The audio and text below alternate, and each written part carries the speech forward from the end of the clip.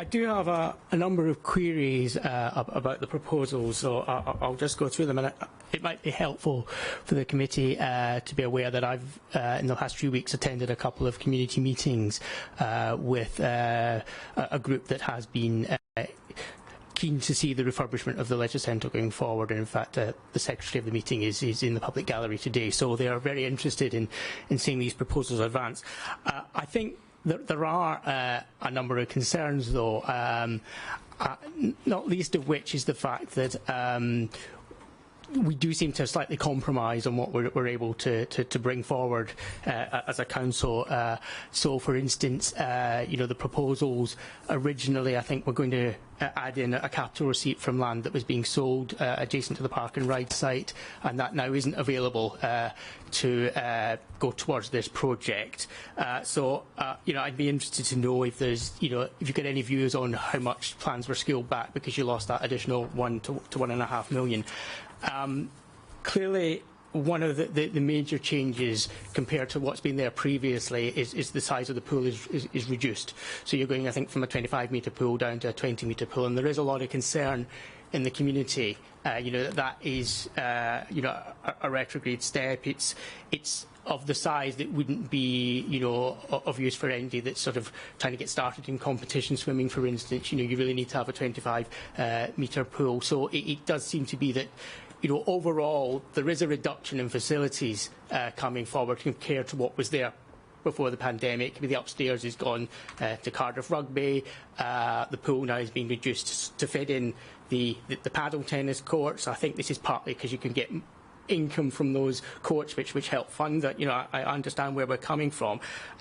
And obviously, there is concern about the loss of community space. I'm relieved to hear what you're saying now, that there might be some chance to use some of the Cardiff rugby areas for community use. I think it would be useful to understand a little bit more about when they might be available. So might they be available for evening meetings? Would it just be the PAC meeting that could access them? Could other community groups access them?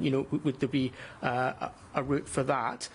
I think when we're looking at the outdoor pitch, you're now talking about a 3G pitch. I understand that when you went to, I think, the pre-planning consultation, you were looking at I think a grass pitch, so has that perhaps changed or whatever?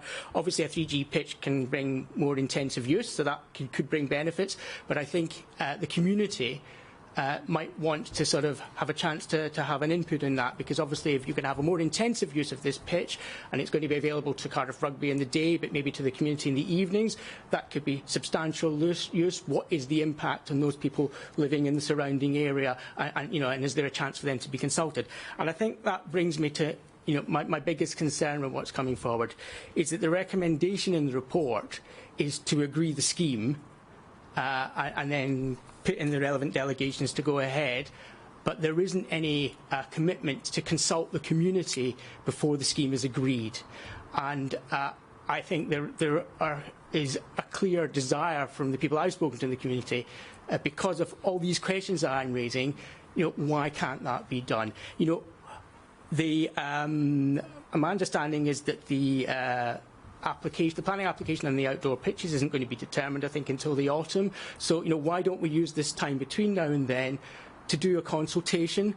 So couldn't we, for instance, get the plans into maybe the community room that exists in the leisure centre, have drop-in sessions where the community can come in, have some kind of survey form where people can give their views and feed that back, and just take the time to make sure the community is happy with what's been proposed, to see if there might not be changes we might want to make to take on community views.